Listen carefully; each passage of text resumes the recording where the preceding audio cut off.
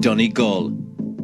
It's just after midnight, a few days before Christmas. Gardaí Eamon Rorty and Colin Mooney are on patrol when they spot a minibus that appears to have too many passengers on board.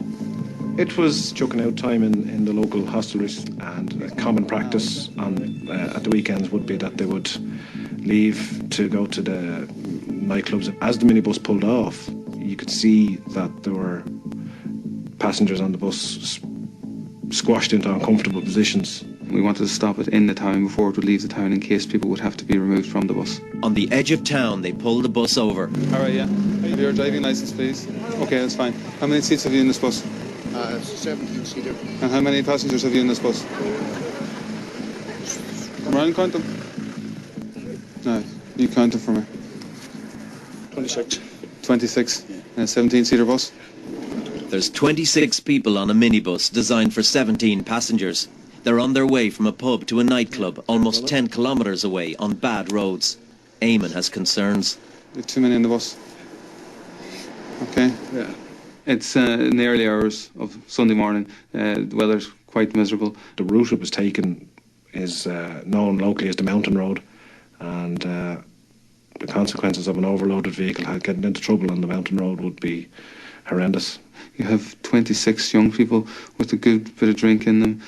They're fairly boisterous, and if they were to be involved in a traffic accident, it would only be serious. There would be no way that they would get away unharmed. Do I need to explain the consequences of a traffic accident? Sorry? Do I have to explain the consequences of having a traffic collision in this bus with so many people in it? So what are you going to do if you have a crash in this bus? I'm holding my hands up. On speaking to the driver, he didn't really seem to take on board the seriousness of it, the seriousness of any possible consequences. It's blatantly obvious that the bus is overloaded. Yeah. Blatantly obvious. Okay, what I'm going to do, I'm going to summons you, okay? Yeah. And we'll be in touch about that. First thing you're going to have to do is get rid of some passengers. Okay? Do it now. The driver, who is also the owner of the minibus, has to remove 9 passengers from his bus. The passengers didn't seem to appreciate the danger that they were quite possibly in. They just seen us as causing annoyance and, you know, being a bit of a killjoy, and wanted to get them off the bus and to kind of annoy them on their night out or whatever, which is not our intention at all. We want to make sure they get to have their night out safely and have as much fun as they want to have, but it has to be within kind of safety protocols. Okay.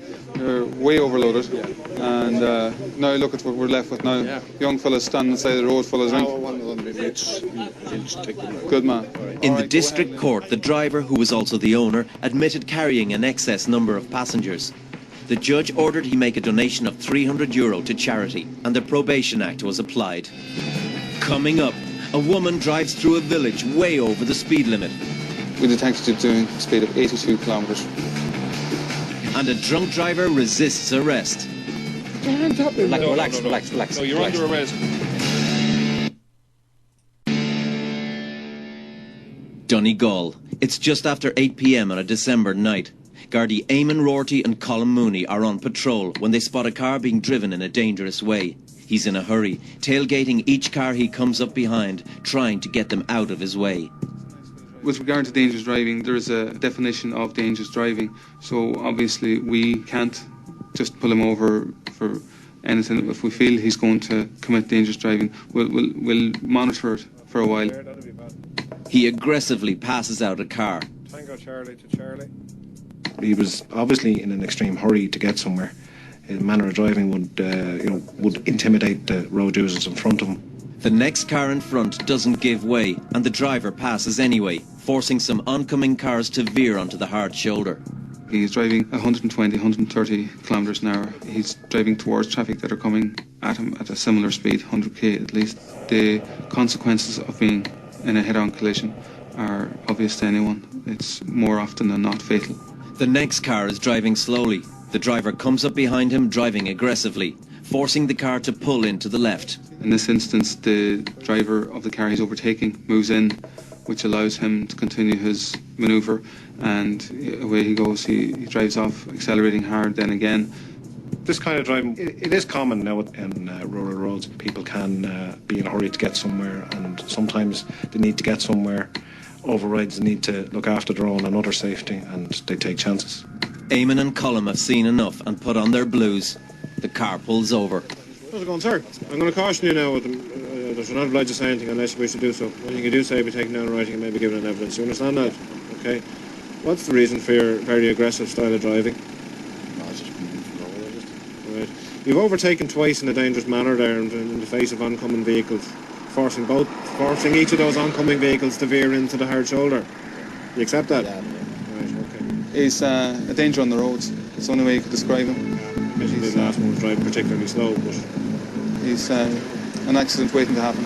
it's a combination of both. Do you understand that? The driver accepts he was driving dangerously. You know, he's produced that licence, but he's He produced a driving licence issued by the Northern authorities showing an address in Northern Ireland. He had no other identification. He gave me an address in the Republic, but he had no identification to support that. Because of the manner of driving and the fact that his only identification was that he was resident outside the jurisdiction at that time, I made a decision to arrest him under Section 53 for dangerous driving. What are you going to do with? As he has an out-of-state driving licence, and even though he says he lives in Donegal, he's got no proof of address on him. So they decide they should arrest the driver. Yeah. I'm afraid I'm going to have to arrest you under Section 53 Road Traffic Act for an offence of dangerous driving, okay? Again, I'll caution you again that you're not obliged to say anything unless you wish to do so, but anything you do say will be taken down in writing and may be given in evidence, okay? I can't let that driving go. The second thing is, I have to verify that you're actually resident in the jurisdiction, okay? And you have no proof of, no proof of that. The ID you've produced to me is from outside the jurisdiction, okay? Do you understand that? All right. He was extremely compliant and extremely cooperative upon being stopped, upon being arrested, and did apologise for his style of driving. Didn't offer any excuse for it, didn't say that it was out of character or anything, but I would hope that the short, sharp shock would maybe educate him in the future. In court, the driver pleaded guilty to dangerous driving and was fined €400. Because he was driving on a Northern Irish driving licence, the Road Safety Authority currently cannot issue penalty points on his licence.